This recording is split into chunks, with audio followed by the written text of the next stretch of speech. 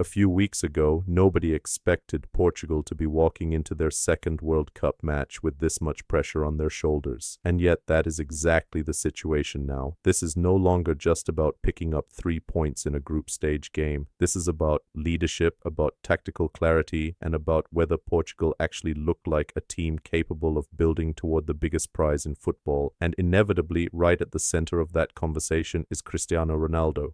Portugal come into this match needing more than a result. They need a response. The opening performance did real damage, not only because of the outcome, but because of how it looked. This is one of the tournament's most talented squads, and yet they looked disconnected, unable to impose themselves consistently, and too often short of the level you would expect from a side with genuine ambition.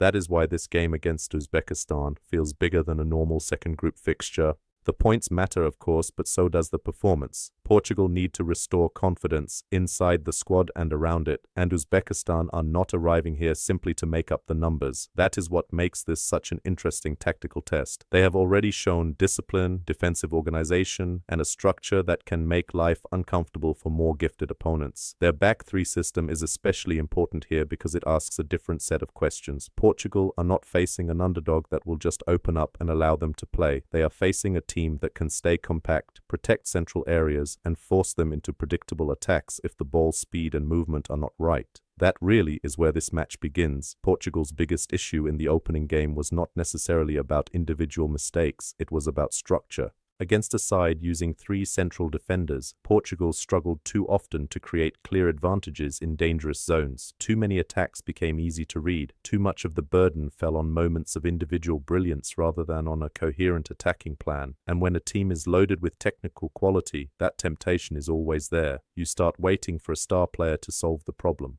At a World Cup, that is not a sustainable strategy. So the big question going into this game is simple. Can Portugal function as a collective rather than as a collection of elite individuals? Because the solutions are there if they are willing to play with more clarity. They need to move the ball faster between the lines. They need midfield rotations that disrupt Uzbekistan's shape rather than allowing that back three to stay comfortable. They need runners attacking space beyond the defensive line instead of standing still and waiting for the perfect pass. If Portugal do those things, the quality gap should start to show.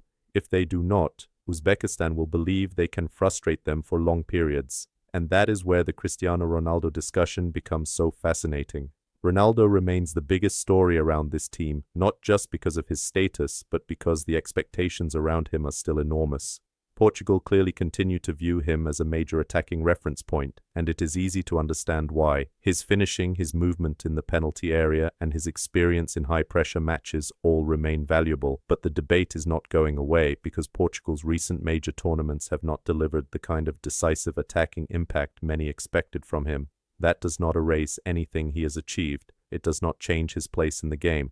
But a World Cup is ruthless. It asks for present tense answers, not historical ones. So against Uzbekistan, every Ronaldo touch is going to be examined. Every chance will carry weight, and that is what makes his role so important in this match. One goal, and suddenly the narrative shifts. The discussion softens. The trust looks justified again. But if it is another quiet night, the questions only get louder. That is the reality when you are the central figure in a team already under scrutiny. Of course, Portugal cannot make this only about Ronaldo, and that is why Bruno Fernandes becomes such a key part of the story. If Portugal are going to break through a disciplined defensive unit, they need creativity, they need incision, and they need someone capable of seeing the pass others do not. Bruno is arguably the player best equipped to provide that spark. In a match where space may be limited and patience will be tested, his ability to break defensive lines could be decisive. Portugal do not just need possession in this game, they need meaningful possession, and Bruno is central to turning control into danger. Then there is João Neves, who may end up shaping the match in a quieter but equally important way. Portugal's midfield needs balance. It needs energy. It needs pressing intensity and ball-winning ability, and Neves offers exactly that. In a game like this,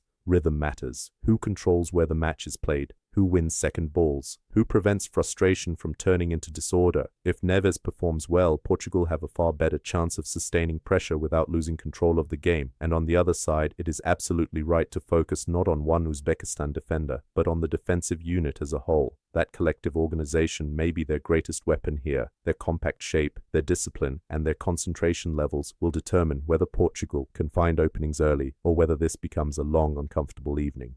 Against a favorite already carrying pressure, that matters enormously, which brings us to what could decide the entire contest, the first goal. It is the single biggest turning point built into this match. If Portugal score early, everything changes. The pressure drops, the game opens up, spaces appear, confidence returns, suddenly the quality they have starts to breathe. But if Uzbekistan survive those opening phases, the emotional temperature of the game shifts in the other direction. Portugal begin to feel the weight of every missed chance, every slow attack, every moment where the ball circulation lacks conviction. And the longer it stays level, the more Uzbekistan will believe there is something for them here. That is why this match is also a test of mentality. Championship-level teams are not defined only by how they play when everything is flowing. They are defined by how they respond when a game becomes awkward, tense, and uncomfortable. Portugal have enough talent to dominate possession here, but domination of possession is not the same as domination of the match. If they face resistance, how do they react? Do they stay structured? Do they keep moving? Do they remain collective? Or do they fall back into the same patterns that made them look so disconnected in the opening game? That may tell us more about this team than the result itself, and the wider implications are impossible to ignore.